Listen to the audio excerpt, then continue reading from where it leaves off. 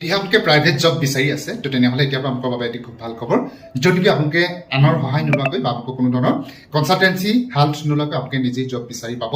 just আপোনালোকে এটা LinkedIn এপটো আপোনালোকে ডাউনলোড কৰিব তাত আপোনালোকৰ সম্পূৰ্ণ ডিটেইলছ দিব যদি আপোনালোকৰ ডেট অফ বাৰ্থ থাকিব আপোনালোকৰ এডুকেশ্যন কোৱালিফিকেশ্যন থাকিব যদি আপোনালোকৰ কিবা ডিপ্ল'মা ডিগ্ৰী যদি থাকে তাৰ ডিটেইলছখিনি দিব যদি কম্পিউটাৰ স্কিল আছে তাৰ ডিটেইলছখিনি দিব আপোনালোকে এটা ধুনীয়াকৈ প্ৰফাইল বনাব আপোনালোকৰ এখন ভাল ফৰ্মেল ড্ৰেছত ফটো দিব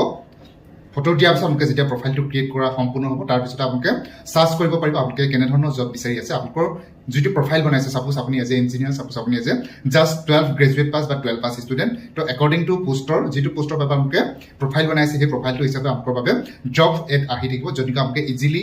এপ্লাই কৰিব পাৰিব আৰু ডাইৰেক্টলি HR বা সেই প্ৰাইভেট অৰ্গেনাইজেশ্যন যিটো এডমিন আছে তেখেতৰ লগত আপোনালোকে কানেক্টেড কৰিব পাৰিব তেখেতসকলে জব এড দি থাকিব তাত কোনো ধৰণৰ